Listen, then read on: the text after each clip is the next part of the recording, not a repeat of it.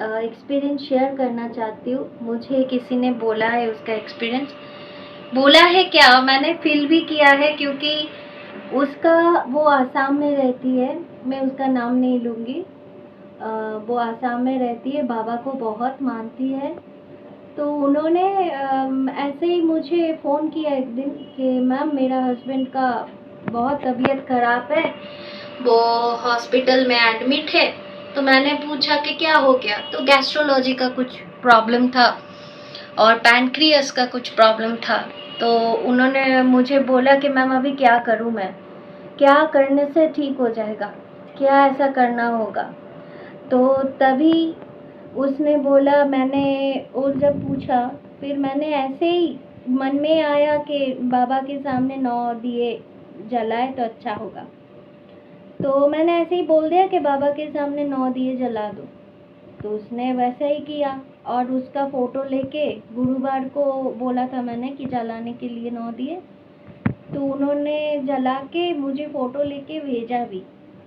फिर मुझे उसके 2 दिन बाद ही वो मुझे मैसेज किया, नहीं फ़ोन किया। 9 दिए जला के वो मुझे फ़ोन किया, गुरुवार को जलाया था। फिर उसके 2 दिन बाद ही मुझे फ़ोन किया, फ़ोन करके बोलता है कि मैम एक बात हो गई है।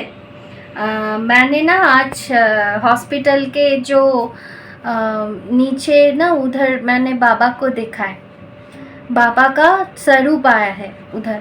कहा तो उन्होंने बोला, मैं हॉस्पिटल में ऐसे ही रिसेप्शन में उधर बैठी हुई थी, तो तभी देखा कि मेरे हॉस्पिटल के नीचे जो फ्लोर है उसमें देखा कि बाबा का स्वरूप बना हुआ है।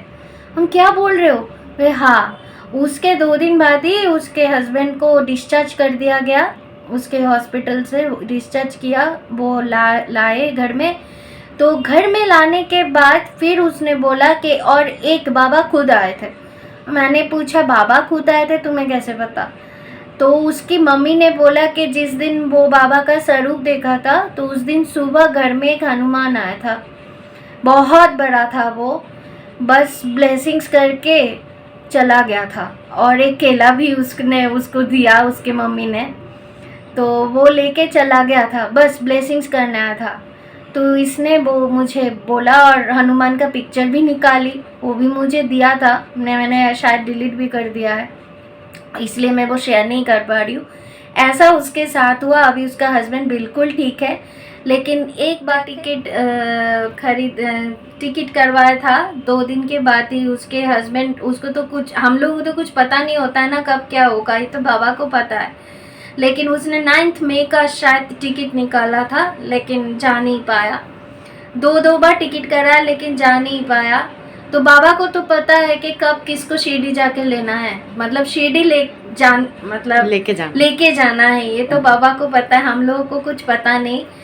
वो इसलिए मैं मुझे इस बात से एक बात याद आ गई कि एक दोस्त है मेरा, साईं का बहुत बड़ा भक्त है, साईं को बहुत मानते हैं, लेकिन 9 सालों से शिरडी जाने का कोशिश कर रहा है, लेकिन जा नहीं पा रहा है। पहली बार जब मैंने बोला कि 3 महीने में मैं, मेरी बहन, मेरे हस्बैंड चली गई थी शिरडी, बोला अब तो बहुत नसीब वाले हो, मैं 9 सालों से जाने का कोशिश कर रहे हो, लेकिन अभी तक नहीं जा पाया। तो इसी बात से मुझे याद आया कि बाबा की जब मर्जी होता है तभी हम लोग शिरडी जा पाएंगे। लेकिन आप टिकट करवाए, इसलिए टिकट ना करवा के पहले से ही बोल देंगे कि बाबा आपकी मर्जी, नहीं, टिकट करवाए, अगर बाबा का इच्छा होगा तो बाबा लेके जाएंगे। और बाबा को कुछ दिखाई देगा कि अभी जाना ठीक नहीं है, तो बाबा वो रोक देंगे। इसके लिए बाबा को कभी भी ब्लेम मत करिए कि बाबा आप क्यों नहीं बुला रहे। बाबा तो बुलाना सबको चाहते, लेकिन बाबा को तो दिख जाता है ना, यही तो प्रॉब्लम है। बाबा को तो सब दिख जाता है, हम लोग तो बहुत सोच के रख देते कि ये होगा वो होगा, लेकिन बाबा की मर्जी जो होगा वही हम लोगों के लाइफ में होगा। तो और एक बात है, इस बात में एक आंटी जी ने मुझे कहा था कि बाबा आरज़ी मेरी मर्जी तुम्हारी, यही है। ठीक है, ओम साई राम।